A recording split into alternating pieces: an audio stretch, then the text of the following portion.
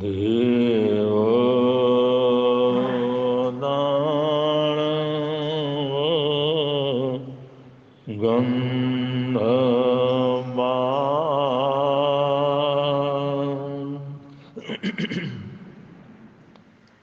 जख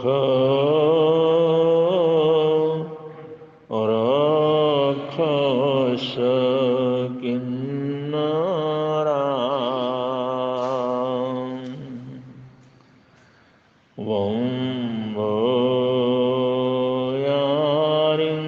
वम्बयारिन्नमं सन्ति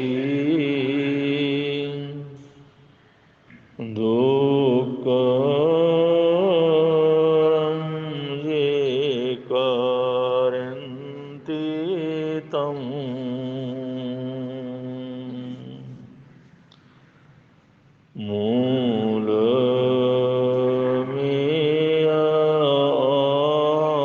मूलमेयामस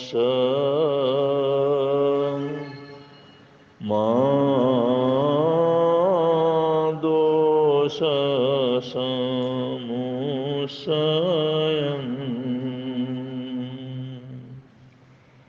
तं मामेव संसर्गम्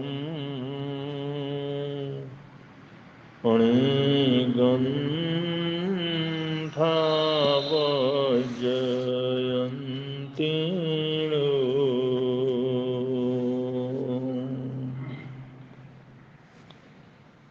त्रिभुवनपीडाहरणहारयो तुमको मेरा नमस्कार।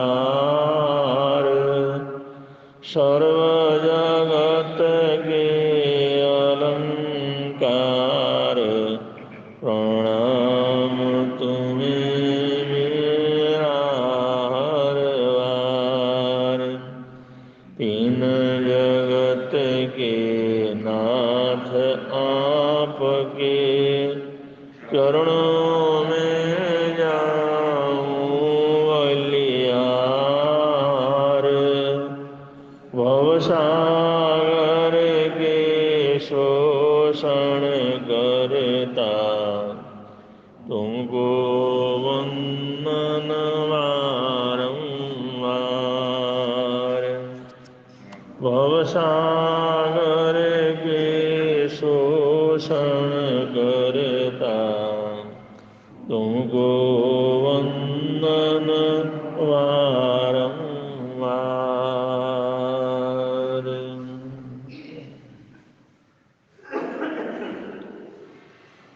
चरित्राचार की श्रृंखला में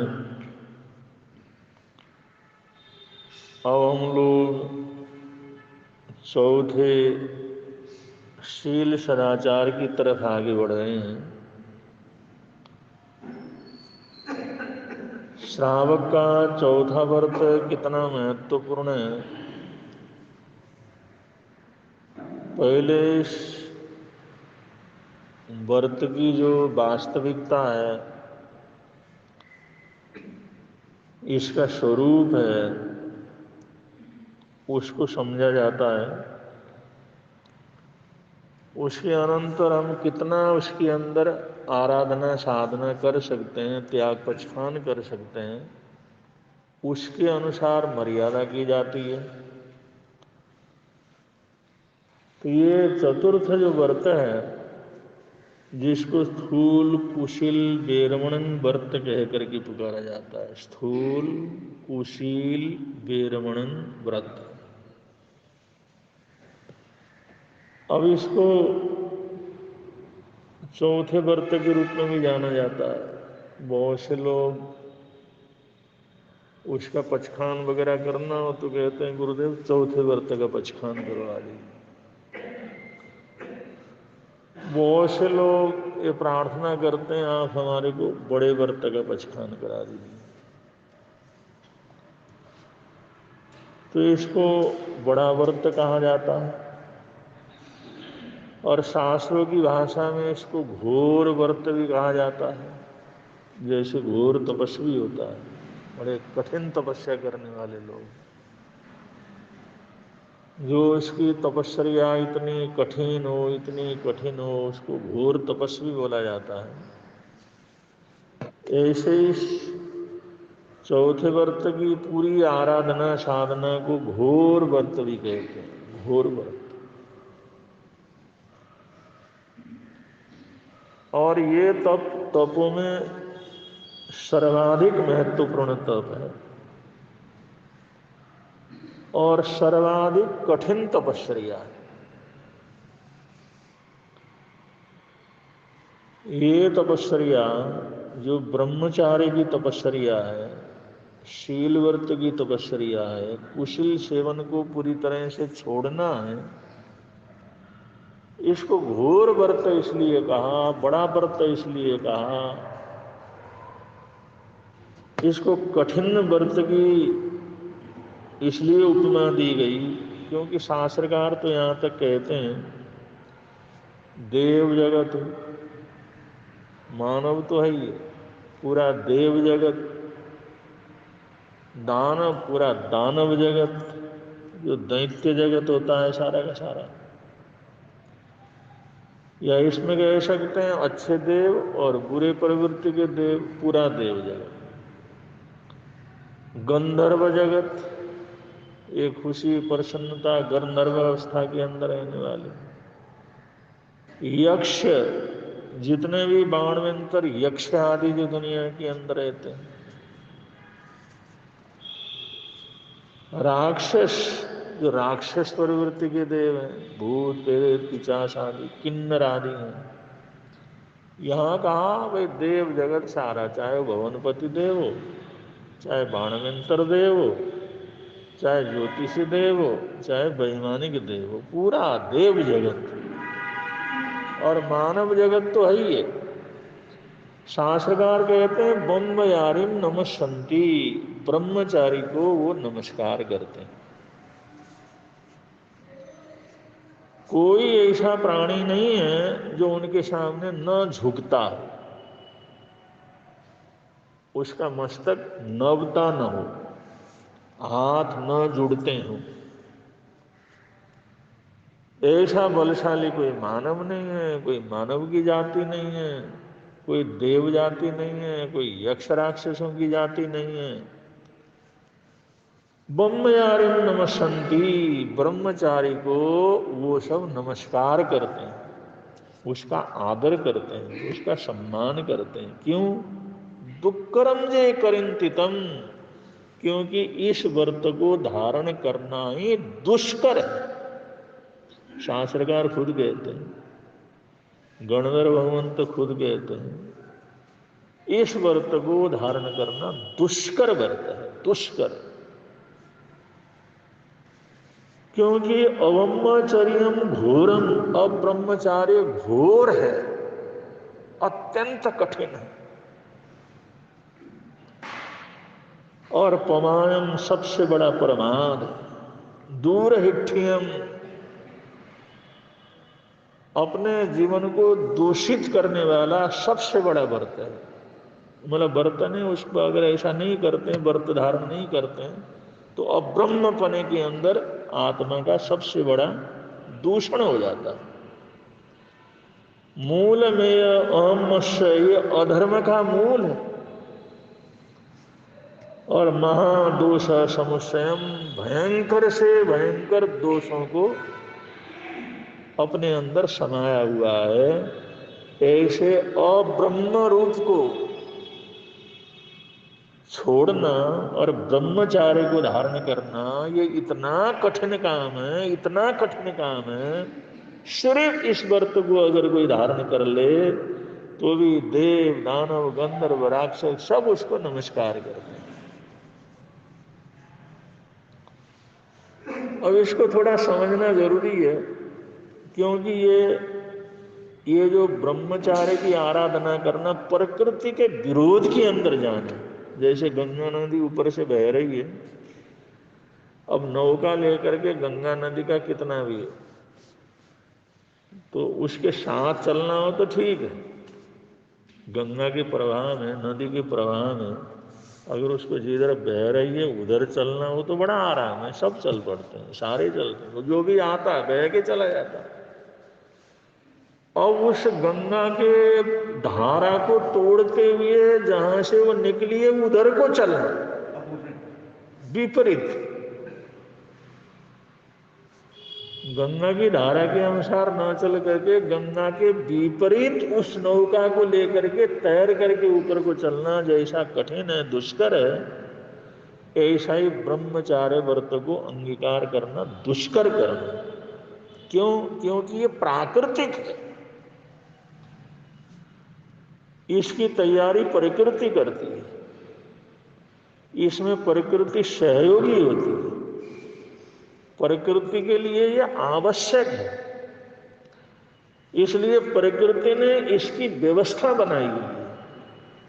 ये प्रकृति की व्यवस्था को तोड़ करके निकलना ये बड़ा कठिन काम होता है। तो अहिंसा का पालन करना, दया करुणा का पालन करना ये कोई कठिन नहीं है, सत्य व्रत का पालन करना शास्त्रकार ये भी कोई कठिन नहीं है, औचौर्य व्रत का पालन करना ये भी कोई कठिन काम नहीं, अपरिग्रह वगैरह धारण करना वो भी कोई कठिन काम नहीं है, प्रकृति उसका सहयोग करती है। लेकिन ये जो ब्रह्मचार्य व्रत को संपूर्ण रूप से जीवन के अंदर अंगीकार करना ये तो इतना घोर तप है, घोर तप है। इसको कोई कोई हजारों लाखों करोड़ों में से लोग तपते हैं, इसलिए ये देव जगत के लिए, मनुष्य जगत के लिए वो उस शक्ति के सामने उनको झुकना पड़ता। तो इसके तीन अवस्थाएं बतलाई हैं। ये जो व्रत के है तीन अवस्था, एक तो बाल ब्रह्मचारी अवस्था, ये ब्रह्मचारी के तीन अवस्थाएं हैं शील व्रत के, बाल ब्रह्मचारी। अब बाल ब्रह्मचारी बोले तो भाई बाल ब्रह्मचारी क्या है? वैसे पत्रिका वगैरह में, पुस्तकों में तुम पढ़ो तो जगह जगह लिखा हुआ मिलता है, जगह जगह किसी संत का, किसी साध्वी का, किसी पूज्य पुरुषों का बढ़ते हुए बाल ब्रह्मचारी बोलते हैं।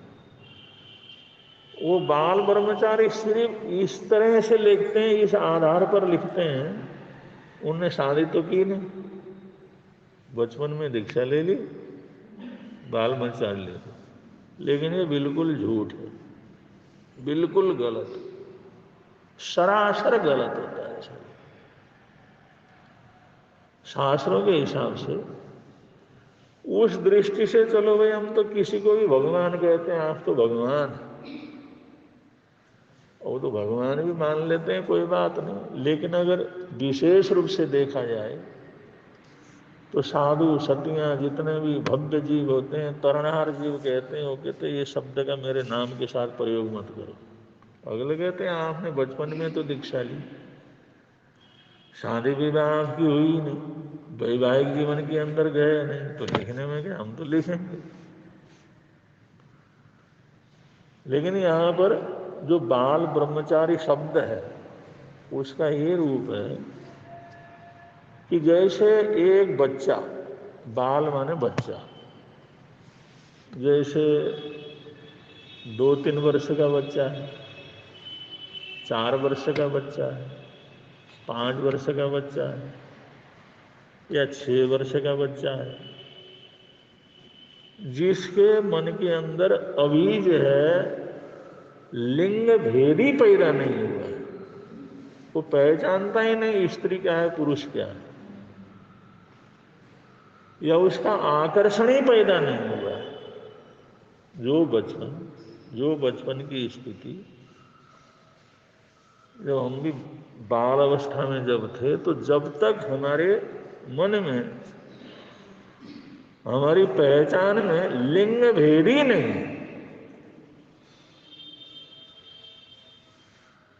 वो लिंग भेद का आकर्षण ही जिसके अंदर पैदा नहीं हुआ, वो पहचानता ही नहीं स्त्री क्या है पुरुष क्या है। तो ये पहचान कब शुरू होती है? जब उसके अंदर वो वासना की इच्छा जो है जैसे पैदा होती है, जैसे बच्चा बड़ा हो गया और धीरे धीरे और बड़ा हो गया, तो फिर एक दूसरे के प्रति जो आकर्षण की प्रकृति होती है, तब जाकर के भेद पैदा होता है लड़का या लड़की। जब तक बच्चों में ये भेद पैदा नहीं हुआ, ये आकर्षण पैदा नहीं हुआ, भले ही उनका वस्त्र अलग है, उसके वस्त्र अलग हैं, वैसे कहता है ये लड़की है मैं लड़का हूं, लेकिन जब तक उसके मन के अंदर उसके प्रति आकर्षण पैदा न हो, कामना पैदा न हो, वासना पैदा न हो। एक ही स्थिति होती है ना, छोटे बच्चे आपस के अंदर खूब खेलते हैं, लड़ते हैं, भिड़ते हैं, खूब फिरते हैं, ऊपर नीचे दुनिया भर का आयतबा मचाते हैं, उनके अंदर कुछ भेद ही नहीं होता लड़के लड़की। तो ऐसी अवस्था जो लिंग भेद की पहचान ही नहीं हुई है, अभी स्त्री पुरुष का कोई उसके मन के अंदर भेद ही पैदा नहीं हुआ है, यही अवस्था जीवन के आखिरी क्षण तक रहे, वही अवस्था।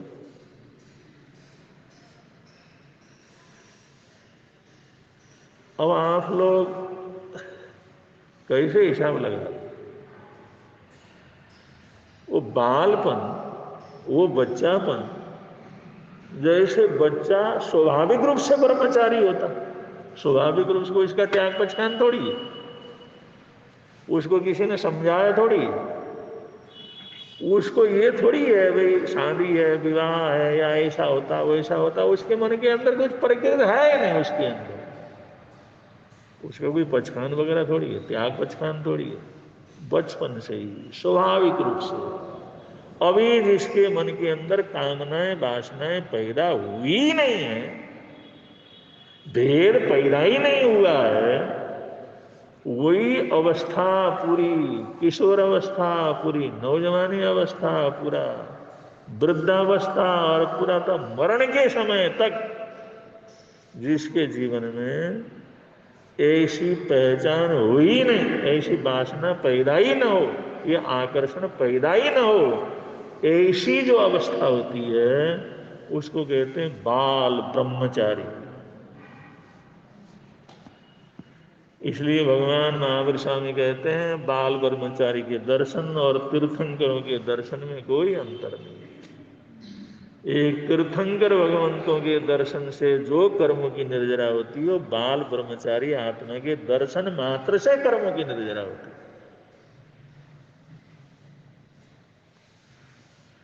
इतना घोर तप।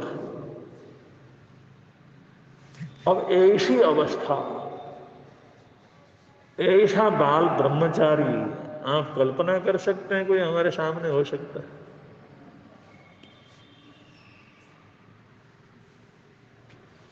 एक बार गुरु महाराज के सामने बात आई थी, किसी ने लिखा था, गुरु महाराज ने कहा ये शब्द हमारे लिए प्रयोग मत करो, तुम जानते ही नहीं अभी इसका अर्थ, तुम लोग जो बोलते हो लिखते हो सिर्फ भावावेश के अंदर करते हो,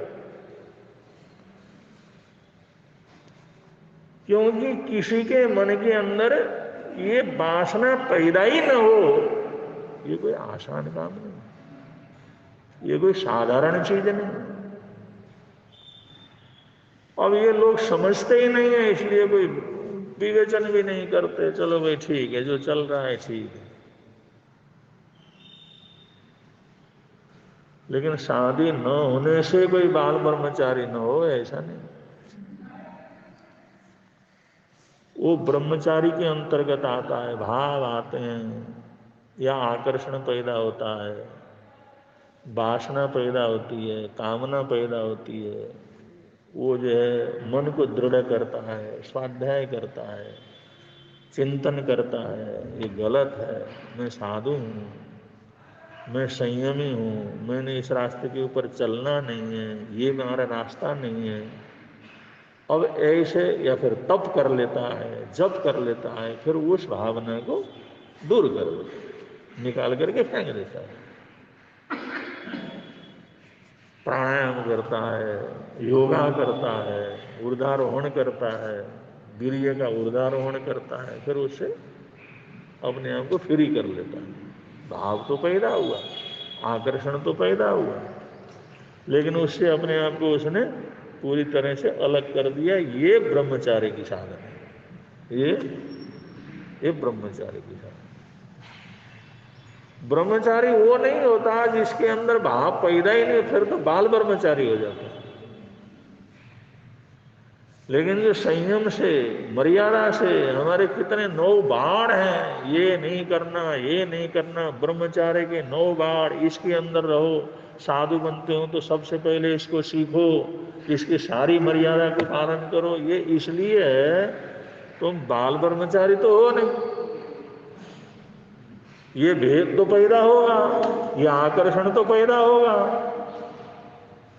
ये जो है एक स्त्री पुरुष का जो आकर्षण है उसको तो तोड़ नहीं सकोगे, लेकिन जब जागृत हो जाओगे, अपरमत्त हो जाओगे, स्वाध्याय करोगे, उस मन को दूसरे विषय के अंदर लगाओगे, उसको चिंतन मनन के अंदर लगाओगे, उसकी व्यर्थता को सोचोगे, तो उसमें से अपने बाहर निकल सकते। तो ये साधना जो होती है ना, ये कभी ऐसा होता नहीं, कभी हो गया तो अपने आप को बाहर निकालता है। जो मैं जिसके पर आकर्षित हो रहा हूं वो मेरी चीज नहीं है, मैं उसकी चीज नहीं है। वो मेरे लिए कुछ नहीं कर सकता, मैं उसके लिए कुछ नहीं कर सकता। हम एक दूसरे के कभी नहीं हो सकते, ये कभी एक दूसरे के काम आने वाली चीज नहीं है। ऐसे शास्त्रों में ऐसे बहुत सूत्र हैं, वो दे सुन करके, वो स्वाध्याय करके, पढ़ करके वो भावना को खत्म कर दे, नष्ट कर दे, उससे अलग हो जाए। तो इसको कहते हैं ब्रह्मचार्य की साधन, ब्रह्मचार्य की आराधना। तो ऐसा करने वाले ब्रह्मचारी लोग रहते हैं।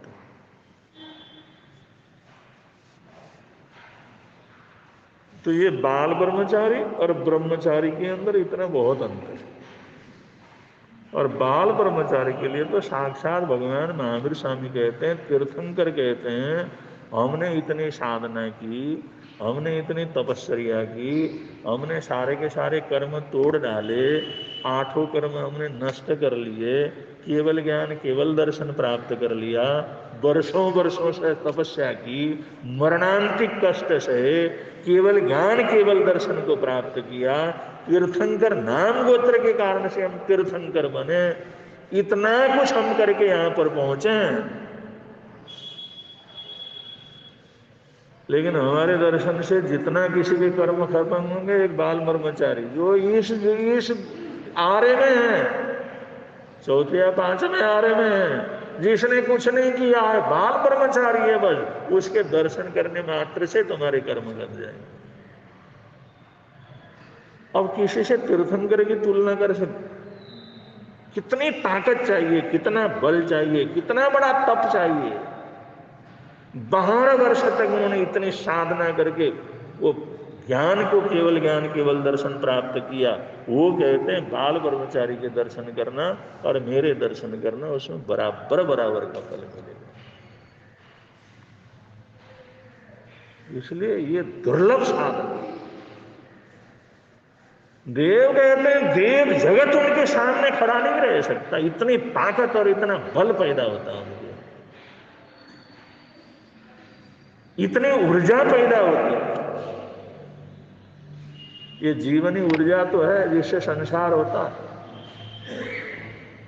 तो ऊर्जा, इतनी ऊर्जा होती है, इतनी तेजस्विता होती है, उसका इतना बल होता है, देवता भी उसके सामने खड़ा नहीं रह सकता, उसको भी झुकना पड़ेगा। ब्रह्मचारियों के सामने झुकते हैं, और ब्रह्मचारी तो फिर उसमें अलग अलग कैटेगरी होते हैं। एक जो इसमें 1%, 2%, 10%, 50%, 1000%, 2000%, उसमें तो प्रतिशत आ जाता है। कोई 1,00,000%, एक संपूर्ण जो है ब्रह्मचारी होना वो बात अलग है, लेकिन उसमें ब्रह्मचारियों में अलग अलग स्टेज रहते हैं। बाल ब्रह्मचारी में तो कोई स्टेज रहता ही नहीं है, तो बाल ब्रह्मचारी बाल ब्रह्मचारी। तीर्थंकर तीर्थंकर है। ऐसी साधना, ऐसा व्रत, ये अपार पुण्यमानी हो, जन्मों जन्मों की उसकी साधना हो, ऐसी जन्मों जन्मों की साधना करते हुए आया हो, वही ऐसी आराधना साधना करके। अब ये बिहारी लाल हमारे भारतीय, ये जो हमारे साहित्य के, दोहा साहित्य के बड़े कवि हुए हैं बिहारी लाल। बिहारी लाल के दोहे बड़े प्रसिद्ध हैं। बिहारी लाल कहते हैं, कुछ भीगे चहले पड़े, बूढ़े बहे हजार। कुछ भीगे चहले पड़े, बूढ़े बहे हजार। अवगुण कौन करत है, बै नहीं चढ़ती बार।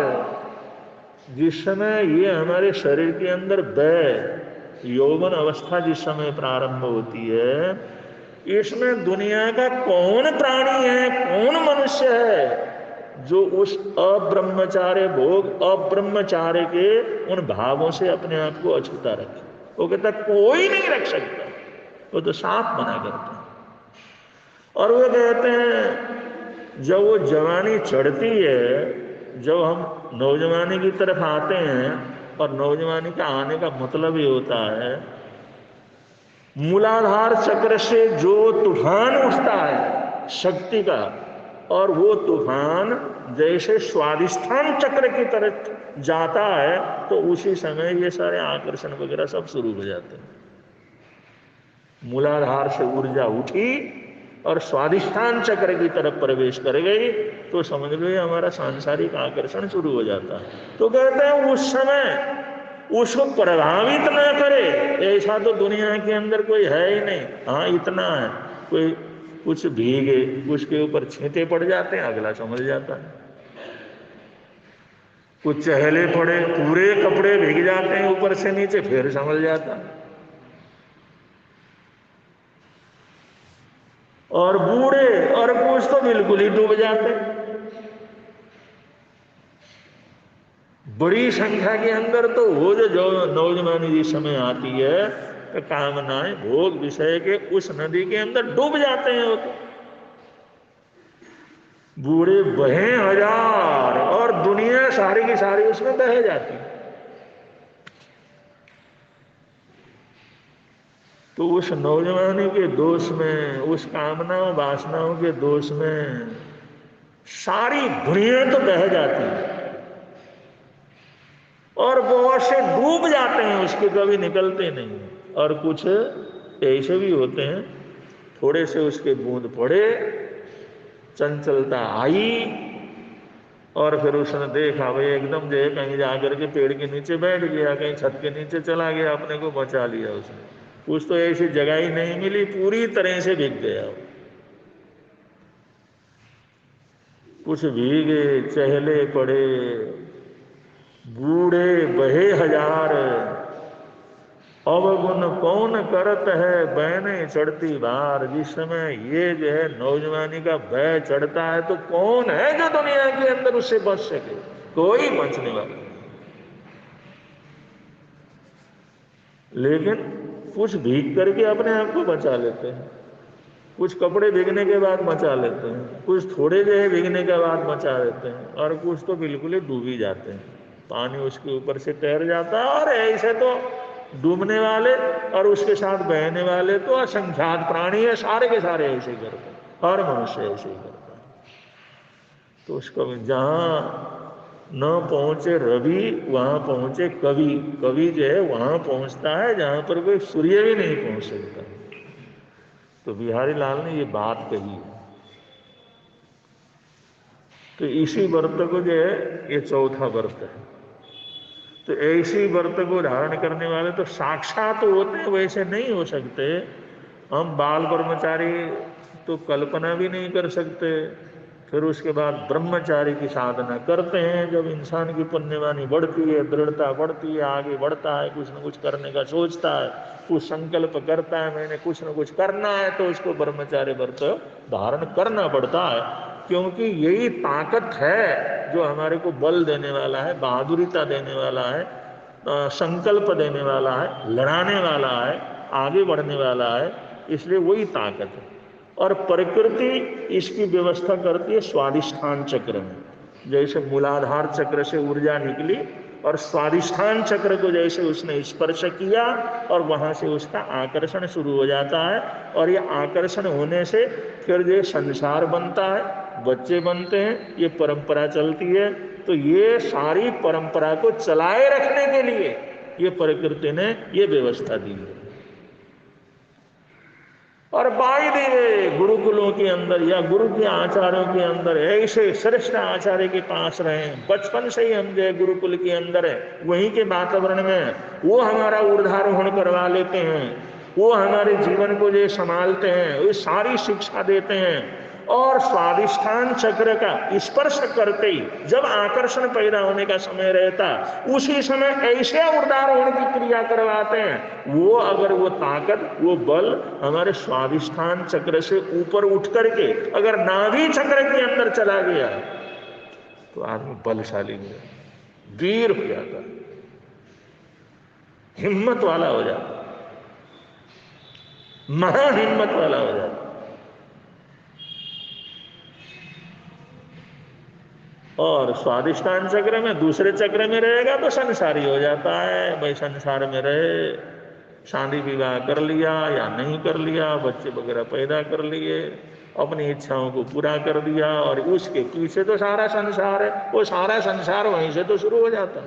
ये दूसरे चक्र में भी सारा ही संसार शुरू हो जाता है। फिर उस चक्र से कोई विशेष वीर होते हैं तो जिनकी ऊर्जा उनकी नाभि को स्पर्श किया, नाभि चक्र में अगर इसकी ऊर्जा चली गई हो तो वीर होते हैं, बहादुर होते हैं।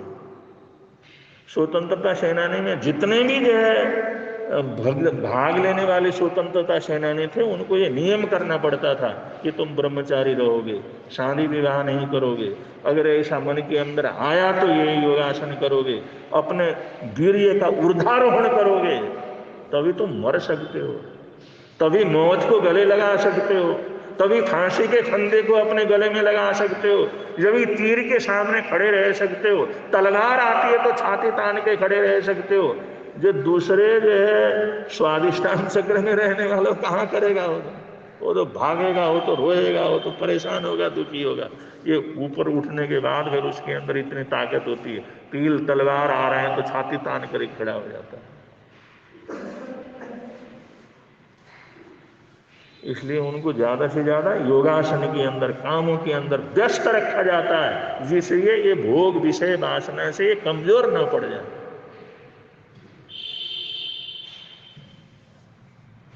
अब जितने भी मनुष्य की तो बात क्या, जितने भी मिलचे के अंदर घोड़े वगैरह काम आते हैं, खच्चर वगैरह काम आते हैं, एक दूसरे को मिलने नहीं देते। उन्होंने कहा अगर ऐसे मिलते रहे तो ये तो वैसे बर्बाद हो जाएंगे। वो ऊर्जा रहेगी तभी जाकर के आगे बढ़ सकेंगे। तो ये जीवनी ऊर्जा है। इस जीवनी ऊर्जा को जिसने हमेशा सुरक्षित रखा है। अब जो बाल ब्रह्मचारी तो बात ही अलग है, वो तो जन्म से ही तेजस्वी पुरुष होते हैं, जन्म से ही सिद्ध पुरुष होते हैं, जन्म से ही साधु पुरुष होते हैं।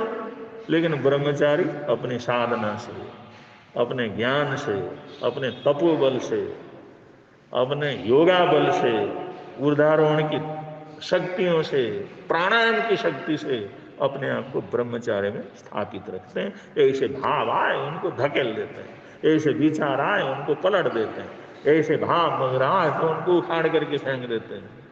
तो ये सब करना ये ब्रह्मचारियों का व्रत है। इसलिए उनको बहुत से नियम कानून के अंदर रहना पड़ता है। और तीसरे नंबर पर का आता है श्रावकों का जिनगण, जिनको कहता है सदाचारी। श्रावकों का सदाचारी। श्रावक क्या होते हैं? सदाचारी, शील व्रत को पालन करने वाले, शीलवान, सदाचारी। और सदाचार में भी बहुत बड़ी ताकत होती है। ब्रह्मचारी की तो बात अलग है। सीता कौन थी? सदाचारी तो थे, ब्रह्मचारी थोड़ी थी। राम कौन थे? कृष्ण कौन थे? ये सारे के सारे पुरुष जो बड़े हो गए, ये लोग क्या थे? सदाचारी तो थे। और जितने हमारी सतियां जिनका नाम वगैरह लेते हैं, उन उस समय जो बड़े बड़े चमत्कार हुए, वो सदाचारी नहीं आते। उनमें वैवाहिक हैं, शादीशुदा हैं, लेकिन सदाचार थे। और सदाचारियों की ताकत भी बहुत होती है। सदाचारी की इतनी ताकत होती। जिस समय रावण आया, सीता को कहता अगर तो नहीं मानेगी, मेरी अपनी प्रतिज्ञा है, अगर कोई स्त्री मेरे को स्वीकार नहीं करती है, मैं उसको हाथ नहीं लगाता। मैं कर सकता हूं, लेकिन मेरी मर्यादा है। मैं बेवकूफ नहीं, पढ़ा लिखा हूं, सारे शास्त्रों को जानता हूं, और मैंने मर्यादा कर रखी है कि कोई भी स्त्री मेरे को स्वीकार करेगी तो उसको मैं हाथ लगाऊंगा, अगर स्वीकार ना करे तो मैं उसको हाथ नहीं लगाता। मैं चाहूं तो तेरे को अभी उठा करके ले जा सकता हूं, तो क्या है मेरे सामने? उसने इधर से एक तीन का तोड़ा और तीन का सामने रख दिया। उन्होंने कहा रावण, पहले तो इस तिनके को उठा ले। तो मेरी बात सोचना, इस तिनके को उठा ले तो। उसने लिया तिनका, उसको दिल से लगाया, मस्तक से लगाया, शील व्रत की सौगंध ली, और मैं अगर शील सदाचारिणी हूं तो इस तिनके के अंदर इतनी ताकत आ जाए, इसका घमंड चूर हो। उसने कहा मेरे को हाथ लगाने की जरूरत नहीं, ये तिनका तेरे मेरे बीच में है, इसको उठा ले।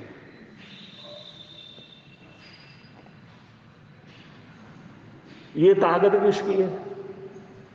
शील की ताकत। शील सदाचार की इतनी ताकत होती। और शीलवान अपनी मर्यादा रखता है। एक पत्नी व्रत हो गया, दो पत्नी व्रत हो गया, और करीबन करीबन एक पत्नी व्रत भी रहते हैं शील सदाचारी लोग। उसमें भी जो है उनका जो है मर्यादा रहती है। केवल जो है इस तरह की कोई बहुत ज्यादा अनिवार्य जरूरत हो तो उसका प्रयोग कर लेते हैं, वरना उन चीजों के अंदर उनका नहीं रहता। इस प्रकार के सदाचार, और सदाचारी इतने बलवान होते हैं तो ब्रह्मचारी कितने बलवान हो गए। भीष्म ने कह दिया था, मौत तुम सारे मेरे शरीर के अंदर एक तीर मारे तो आदमी मर जाता, और ऊपर नीचे सारे तीर से भर दिया उसको, वो मरता ही नहीं, प्राणी नहीं निकलते। आखिर हुआ क्या? ये आदमी क्या है, इतने तीर मारने पर नीचे तीर, ऊपर नीर, हाथ तीर, सारा तीर की सैया हो गई, फिर नहीं मरता। उन्होंने कहा ब्रह्मचारी है। और इसकी प्रतिज्ञा है कि जब तक सूर्य उत्तरायण नहीं होता तब तक हमारा शरीर, हम शरीर को नहीं छोड़ेंगे, उत्तरायण होगा फिर छोड़ेंगे। ये बल होता है, क्योंकि उन्होंने अपने पिताजी, उनके पिताजी एक लड़की के ऊपर फिदा हो गए थे।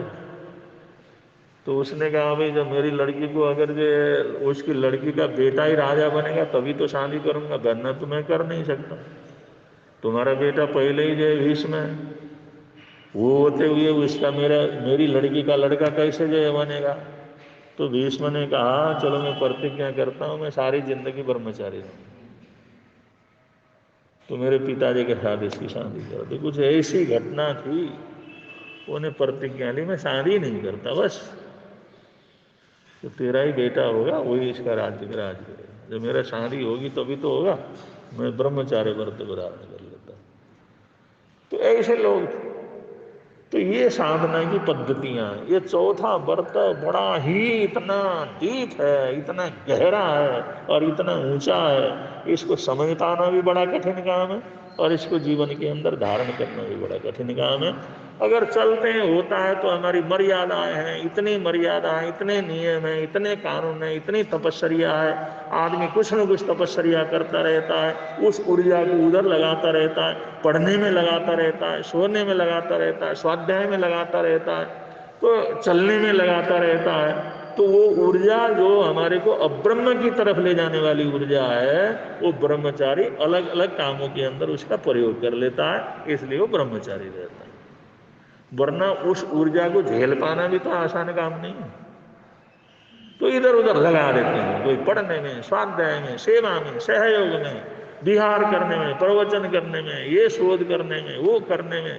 अब इतना जो है मर्यादा, फिर एक एक मर्यादा का पालन है, फिर तपस्या एक से लेकर के कितनी तपस्या है, इन सबके सहयोग से वो जो है उस जीवनी ऊर्जा जो हमारे को अब्रह्मचार्य के अंदर ले जाने वाली ऊर्जा है, उस ऊर्जा को हम ऐसे उसके अंदर लगा करके अपनी शांति से रहते हैं, जिसको साधु महाराज कहा जाता है, ब्रह्मचारी कहा जाता है, बाबा जी कहा जाता है, सन्यासी कहा जाता है।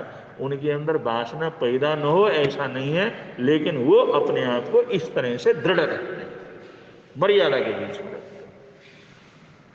तो श्रावक श्राविकाएं कैसे व्रत का धारण करते हैं वो थोड़ा आगे थोड़ा बतलाएंगे, बड़े प्रेम से आप लोग बोलेंगे। मिलता है आनंद प्रभु की वाणी से, मिलता है आनंद प्रभु, प्रवर्तक शांति गुरुवर प्यारे, प्रवर्तक शांति गुरु, जीवन नैया के रखवारे, जीवन नैया के रख, जोड़ गए संबंध प्रभु की वाणी से, जोड़ गए संबंध प्रभु की वाणी से, मिलता है आनंद प्रभु की वाणी से, मिलता है आनंद प्रभु।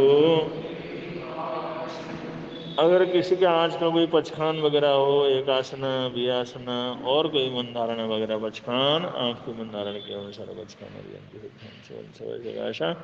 पसवंते आज का जाप है श्री अरिष्ट नेमि भगवान को वंदन बारंबार, श्री अरिष्ट नेमि भगवान को वंदन बारंबार, श्री अरिष्ट नेमि भगवान को वंदन बारंबार, श्री अरिष्ट नेमि भगवान को वंदन। और सन्न की तरफ से सूचना है, उसके बाद मंगल पाठ।